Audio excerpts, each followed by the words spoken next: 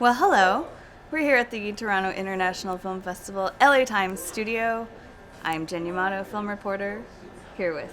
I'm Justin Chang, film critic. And we're gonna kind of sort of go over Yeah. how are we feeling at this point in the festival? Was it a good year? Did you feel alive because of the movies you saw? Or at this point, like what, 5 days in, do you feel like you'd rather crawl into a hole Yeah, I think and hibernate? a certain exhaustion sets in around this time every festival, and yet there's still a few days to go, and I'm looking forward to seeing things. I always think it's a good year in Toronto. I can't really remember a bad year, just because this festival is so huge. Yes.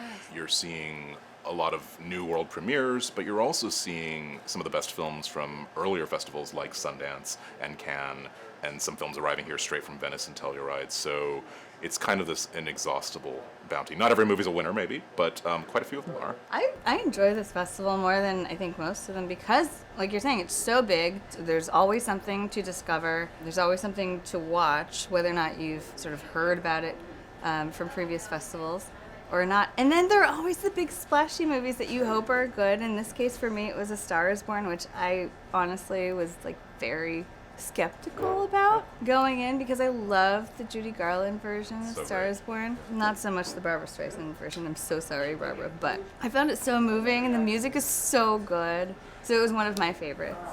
I think that's a movie that is playing just exceptionally well to just about everyone. It may not be everyone's favorite, but it's the kind of movie that we feel starved for sometimes from Hollywood. I mean, a movie like that should be kind of our meat and potatoes. And good for Bradley Cooper, who directed the film. It's his Yeah. directorial debut. And he's great in it, too. He's so good in the movie. Lady Gaga is terrific. I think it's that story. Every era kind of gets the Star is Born it deserves, and this is a very good one for this era. Are you one of Lady Gaga's little monsters, Justin? I don't really know what that means. Are you a fan? Do you sing her songs in the shower? Bad Romance sometimes. Yeah, Yeah. a little bit. Yeah, who doesn't though? Who doesn't do the? I'm not going to do it. I really was taken with quite a few films, but I'll start with Widows, which I know you've seen as well. The new film from Steve McQueen.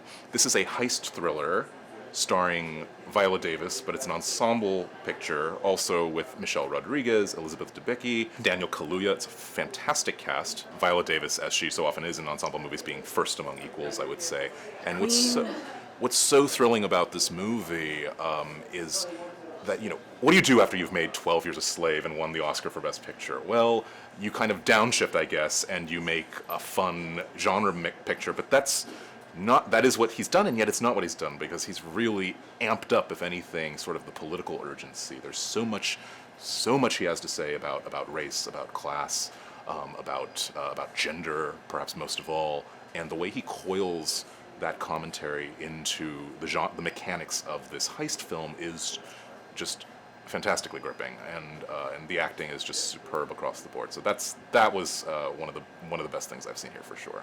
Another of my favorites was Destroyer, which premiered first at Telluride, and I think could potentially be a little divisive, depending on how you take your extremely dark, bleak stories starring A-list actresses.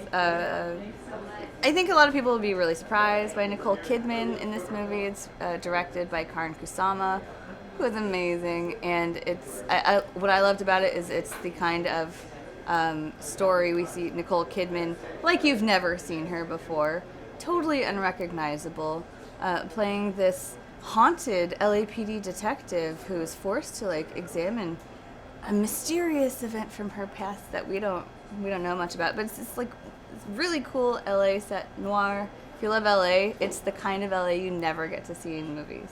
Speaking of divisive, I am going to bring up one of my favorites. It actually might be my favorite movie of the festival so far. The movie is High Life, Claire Denis' new film, her first English language film starring Robert Pattinson in outer space. And the premise of it is actually kind of a bit like a Predator movie, totally is. insofar as it's like a bunch of misfits in outer space. This crew of death row inmates who have been sort of flung into, beyond the solar system as part of their punishment, and also to serve the cause of science. But that is just the beginning of this astro-erotic space odyssey that is Claire Denis is one of my very favorite filmmakers, and she just pushes the limits of the medium, of imagery, of structure in ways that very few filmmakers are doing. And she continues to do that, even though this is an English language movie starring Robert Pattinson, heartthrob, wonderful actor Robert Pattinson, and Juliette Binoche, as well as a sort of space doctor with a very sinister reproductive agenda. There were streams of walkouts from the screening, and I don't care. This movie was not made for them. It's really great. Well, we don't have that much time to go over all of what has happened, even in the past few days here at Toronto, because there's been so much. Halloween, Yes. the new Halloween premiered at midnight, and it was like a gift to Halloween fans, with Jamie Lee Curtis in attendance. We had movies like Burning, which is one of your festival favorites. Absolutely, love that from Cannes. It's South Korea's Oscar submission, and if it doesn't get nominated, it will be a travesty. I'll say that now. I usually shouldn't forecast Oscars at this stage, but it really, really deserves it. And I do want to really quickly throw in a word for, I think, one of the critical and audience hits here, which is If Beale Street Could Talk, Barry Jenkins' new film, and kind of like Widows, perhaps, following a Best Picture winner. Barry Jenkins directed Moonlight, and how do you follow up that movie? This one is both kind of a very different movie from Moonlight, and yet recognizably a companion piece. It's adapted from a 1974 novel by James Baldwin. Another wonderful ensemble cast, with, I would say, Regina King being first among equals in that cast. It's a love story, 1970s Harlem, very politically engaged filmmaking as well. I love this, I don't know if it's always been there and we're just noticing it more now, but I do feel like there is this political undercurrent in films and engaging with not just the evergreen issue of representation, but really, this is a movie that interweaves a love story with issues of police brutality and mass incarceration of African American men. It's just, and the filmmaking is just exquisite and gorgeous beyond belief.